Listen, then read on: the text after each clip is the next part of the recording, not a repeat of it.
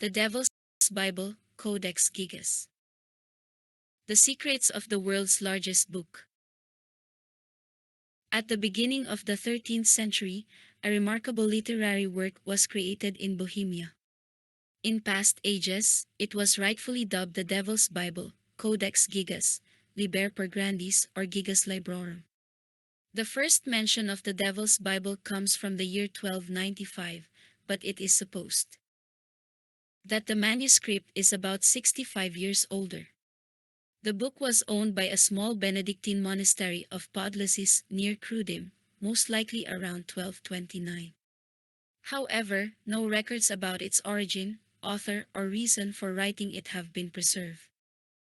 The largest manuscript book of the world. The book is unusually large, it is thus no wonder that it was compared to the seven wonders of the world in the Middle Ages. It is about 900 millimeters tall, 505 millimeters wide and weighs an awesome 75 kilograms. It contains 312 parchment folios, hence 624 pages. It is reckoned that the skin of about 160 animals was necessary to acquire the writing material. What is fascinating is the unity of the book, concord of the writing and initial letters, harmony of the overall composition and individual details. All the texts are still legible even today. All the indications are that it was a life work of one person. Historians estimate that the scribe in question must have conceivably spent as many as 20 years on such a monumental work. A work of the devil. The existence of the book is connected with a legend about the devil, according to which it was also given its popular name, the Devil's Bible, and the very depiction of the devil is its integral part. The legend tells of a monk who once lived in the east of the Czech kingdom, in the monastery of Podlasis, and was sentenced to be walled up Olive for his sinful deed. In order to avoid the punishment, he promised to write the largest book that the world had ever seen in a single night. Yet already at midnight he realized that he could not finish it in time. Therefore, he called upon the devil for help.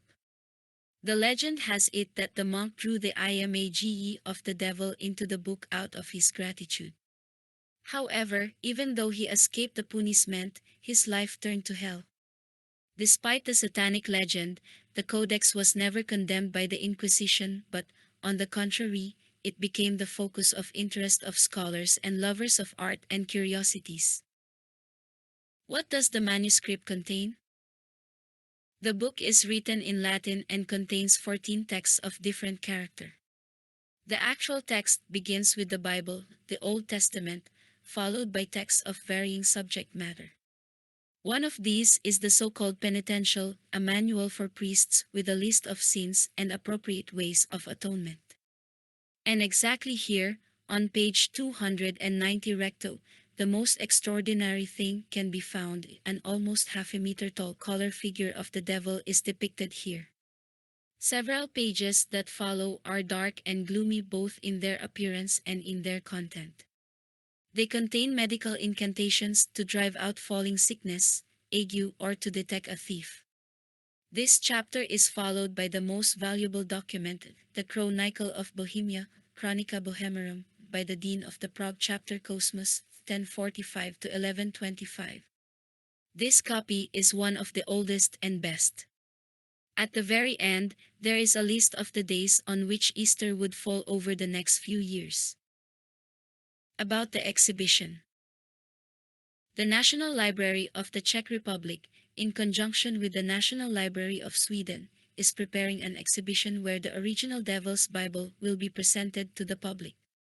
The exhibition will be open to the public on September 20, 2007 and will continue until March 9, 2008.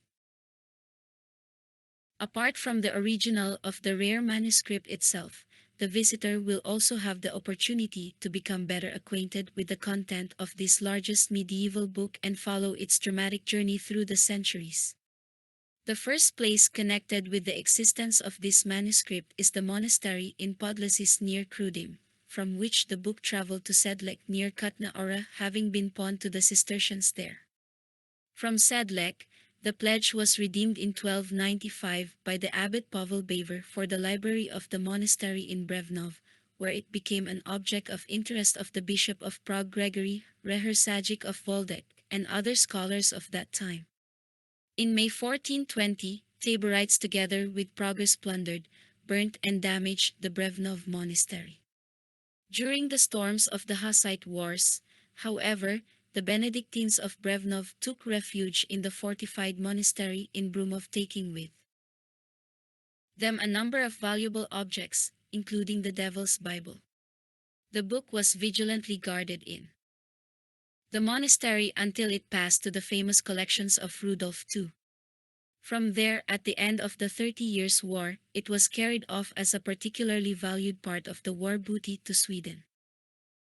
The exhibition will take place in both Baroque corridors of the Clementinum Gallery, and the Lone Devil's Bible will be on display in a new special vault.